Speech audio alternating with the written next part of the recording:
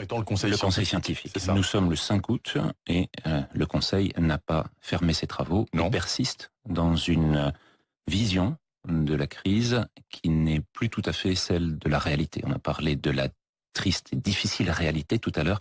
Il faut l'observer, il faut la regarder. Elle n'est pas celle qu'annonce le conseil scientifique successivement avec des deuxièmes vagues en avril avec le relâchement, une deuxième vague en mai avec le déconfinement, une deuxième vague en juin avec la fête de la musique. Nous en sommes à la 22e vague maintenant probablement et nous ne sommes donc absolument pas dans la réalité sur laquelle nous venons de voir à nouveau moins d'une dizaine de décès chaque jour en France alors que nous en étions à 1400 au mois d'avril. Donc si je vous entends bien, professeur Toussaint, vous ne croyez pas à l'hypothèse d'une deuxième vague à l'automne. Comment argumentez-vous? Juste avec les chiffres? Il faut que cette deuxième vague soit fondée sur des cohérences. Or, le discours scientifique, qui est d'ailleurs plus celui d'un conseil scientifique mais d'un conseil politico-sanitaire, ce qui est très différent, ce qui nécessiterait d'avoir une représentativité de l'ensemble des régions de France concernées par non seulement cette crise, mais les conséquences des décisions qui ont été prises, en particulier celle du confinement, qui nous amène à une catastrophe économique sur laquelle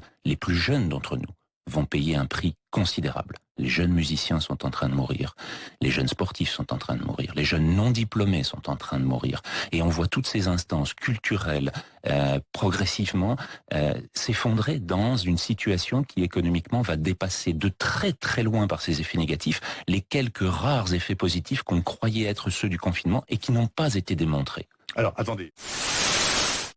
On a toujours écrit avec Ayam des morceaux où on se posait des questions.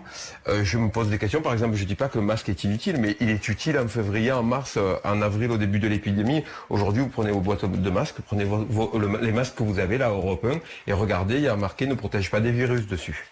Ouais, alors là, on est un petit peu dans des thèses limite complotistes. Ah non, le complotisme, c'est un fourre-tout qui sert à expliquer des tas de choses qu'on a envie d'envoyer sur le côté. Moi, je trouve qu'à un moment donné, le plus grand des complots qu'il y a sur Terre, ça s'appelle le business. Oui, et le plus grand des complots sur Terre, c'est gagner de l'argent. J'aimais juste, c'est pas du complotisme, je me pose juste des questions basiques sur l'utilité des masques aujourd'hui. Combien il y a de morts par jour ? Combien y a-t-il de morts par jour ? Là, en ce moment, on voit simplement les cas qui reprennent. Non, combien y a de morts par jour ? Je sais pas, là, dernièrement, je sais pas, honnêtement. 10, 12 L'ensemble des données Covid fournies par le site www.data.gouv.fr jusqu'au 10 août. Parfois, des images valent mieux que des mots, et je suis tout à fait d'accord avec lui. Donc ici, vous avez les décès par rapport aux personnes testées. Donc en gris, c'est les tests. Et en rouge, c'est les décès par jour. Alors je sais, hein, vous voyez, quand on change quand on change quand on voit ces datas comme ça, c'est impressionnant. Vous voyez donc ici à gauche, ça commence au 16 mars, vous voyez que les décès augmentent, puis ils chutent. Et là, vous avez les tests. Hein. Donc évidemment, plus on teste, plus on trouve. Mais malgré ça, on ne trouve rien du tout. Donc là, un deuxième schéma beaucoup plus percutant.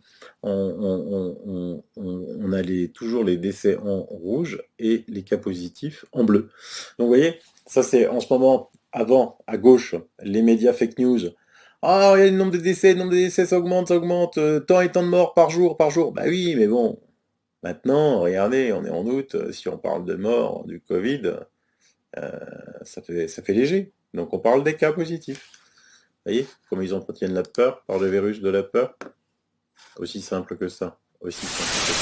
Réchauffement climatique. Avec tout ce temps libre retrouvé, Bill décida de participer à une AMA le 18 mars, ou en d'autres termes, une session de questions-réponses sur Reddit.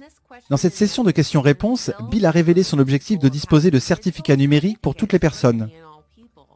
Afin de montrer qui s'est rétabli d'un coronavirus, ou a été testé récemment, ou si elles ont reçu leur vaccin contre le coronavirus. Microsoft et le MIT ont collaboré au développement de marqueurs de tatouage pour montrer si vous avez été inoculé. Bill Gates a également travaillé sur le projet ID 2020, une puce d'identification numérique implantée sous la peau qui, une fois scannée, afficherait des informations d'identification. Sur le site web de Microsoft, il est signalé que les populations de réfugiés seront les premières à recevoir le ID 2020. Il y a des discussions afin de mettre en œuvre ce système aux États-Unis, en commençant par les populations des sans-abri d'Austin au Texas. Avec toute la peur entourant cette pandémie, beaucoup n'auront pas à être forcés d'obtenir quelque chose d'aussi orwellien qu'une micropuce gouvernementale. Ils le demanderont par peur. Leur consentement sera fabriqué. Mais qu'en est-il du vôtre? Il s'agit d'une pente très glissante pour le compte du crédit social et de ne pas pouvoir quitter votre maison à moins que votre puce ne soit fermement implantée et mise à jour. Alors, Jérôme Rodriguez, on craint une deuxième vague de l'épidémie. Ce sera peut-être encore le cas en septembre, on ne sait pas. Dans ce contexte-là, comment vous allez vous organiser le 12 septembre et quel est le programme précisément? Alors écoutez, s'il y a une deuxième vague je sortirai ma planche de surf et j'irai faire du surf. Voilà. Après, vous avez été nombreux à m'envoyer une vidéo de l'excellente Georgia Pouliken qui est inquiète concernant les enfants. Alors, concernant les enfants, je ferai une émission spéciale parce que c'est très très complexe. Il faut bien savoir que tout ça, c'est extrêmement lié à l'OMS, à George Soros. C'est assez inquiétant.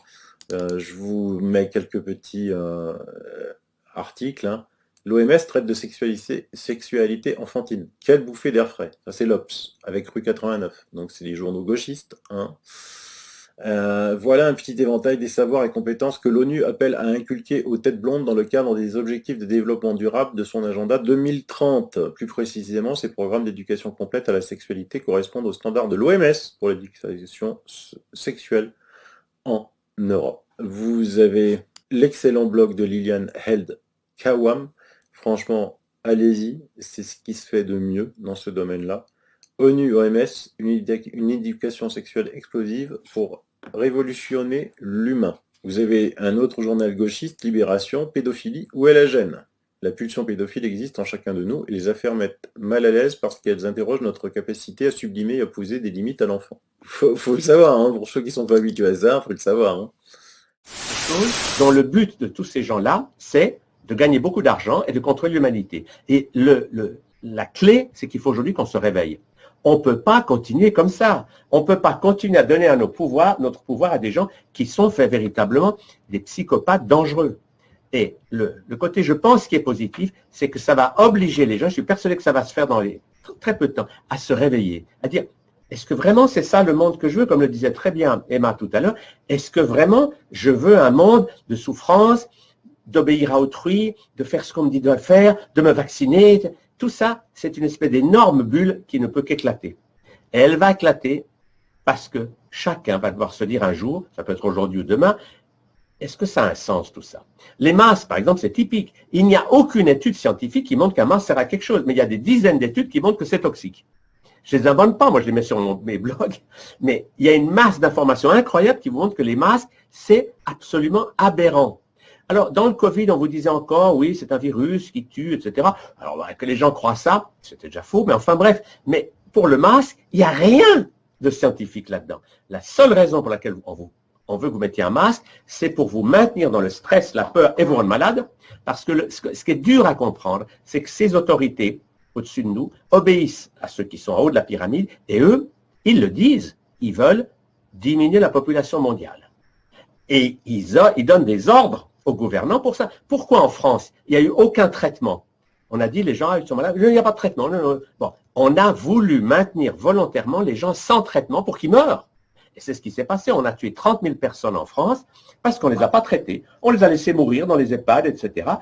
C'est un monde délirant. Et c'est difficile pour le commun des mortels d'arriver à comprendre ça.